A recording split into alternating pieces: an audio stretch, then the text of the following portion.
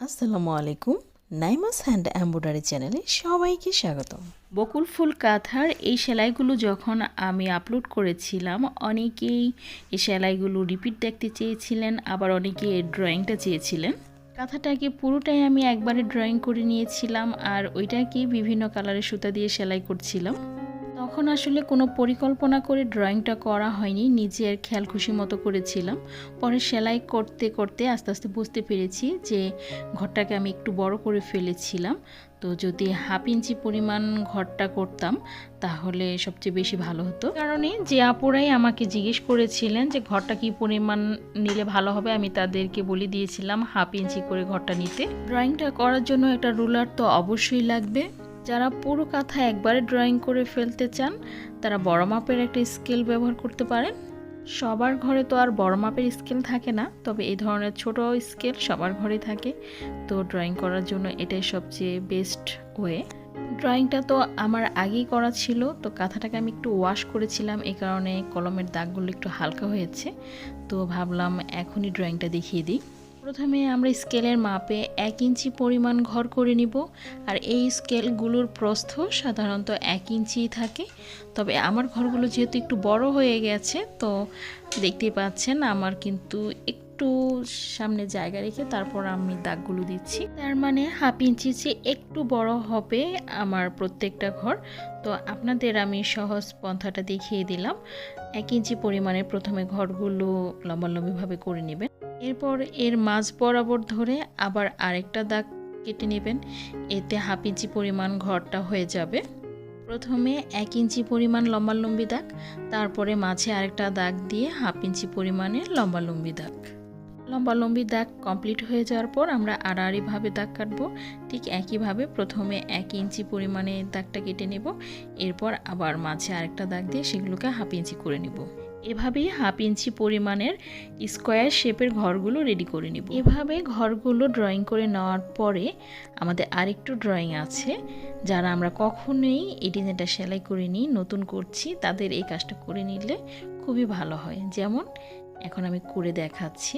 দেখেন, প্রত্যেকটা ঘরের জোড়ায় আমি চিহ্ন দিয়ে নিচ্ছি।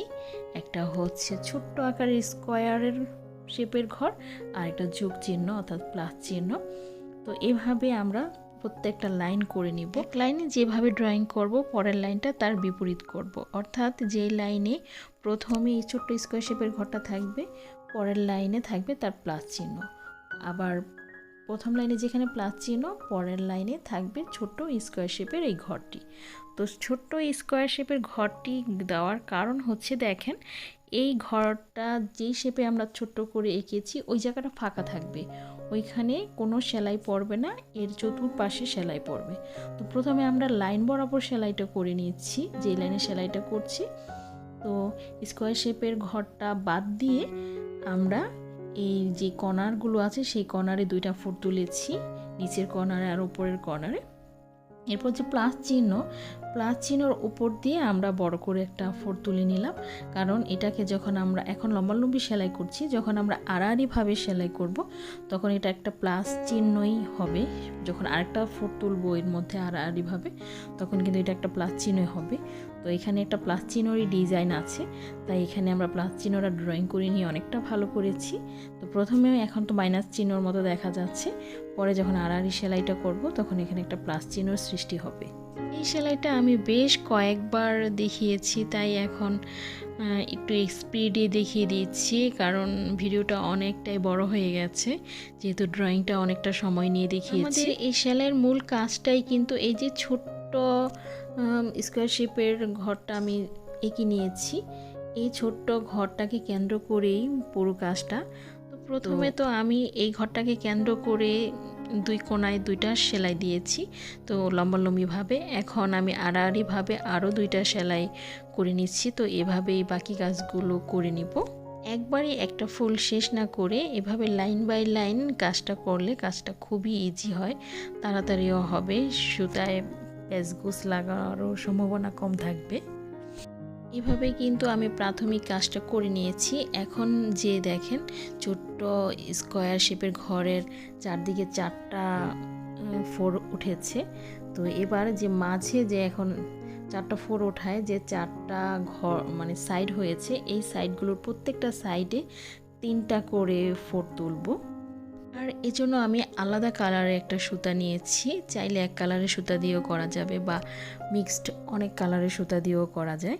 তো আমি করে দেখেছি এই 2টা কালার মিক্সড করে করলেই বেশি ভালো লাগে, অনেকগুলো কালার বা এক কালার সুতা দিয়ে না করে। এখন যে লাইনটা করলাম এটা আসলে মাঝের লাইনটা করলাম, এরপর এর দুই পাশে আমরা আরও 2টা লাইন করব, এজন্য ফ্রেমটা আমি ঘুরিয়ে নিলাম। তো এরপর বাম পাশে আমি কাজটা করছি। তো এর আগে আমি কাজগুলো এই 3টা লাইন তো মানে বরাবর আমি নিয়ে তারপর করে ফেলতাম, মানে সেলাইটা কাঁথা স্টিচের মতো একদম সমান করে করতাম। পরে সেলাই করতে করতে বুঝলাম যে এভাবে একদম কাছাকাছি সেলাইটা না দিয়ে যদি একটু ফাঁকা করে তারপর ফোরটা তুলি তাহলে কিন্তু দেখতে বেশ ভালো লাগে, মনে হয় যে ফুলের পাপড়িটা ফুটে আছে, ফুলের পাপড়িগুলো ফুটে আছে।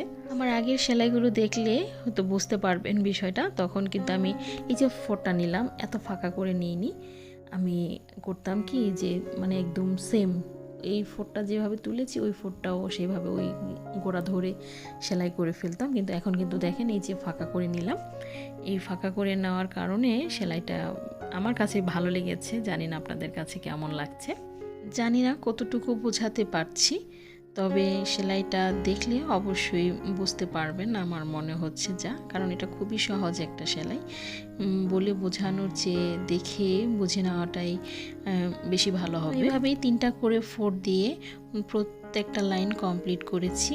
এবার আড়াআড়িভাবে বাকি লাইনগুলো করে দিব। তো 2টা পাশ হয়ে গেছে, এখন বাকি 2টা পাশ করে নেওয়ার জন্য আড়াআড়িভাবে ফ্রেমটাকে আবার ঘুরিয়ে নিয়েছি। আর এখন ওইভাবেই ঠিক একই প্রসেসে আবার কাজগুলো করছি। প্রথমে মাঝের সেলাইটা করে নিচ্ছি, এরপর 2 পাশের 2টা সেলাই করে নিব, মোট 3টা সেলাই হয়ে যাবে। ভিডিওটি ভালো লাগলে একটা লাইক দিতে ভুলবেন না। এই ধরনের আরও নতুন নতুন ভিডিও পেতে আমার চ্যানেলটাকে সাবস্ক্রাইবও করে রাখতে পারেন। আর যারা অলরেডি আমার পাশে আছেন তাদেরকে জানাই অসংখ্য ধন্যবাদ। এই তো এভাবেই পুরো কাজটা আমি কমপ্লিট করে নিলাম।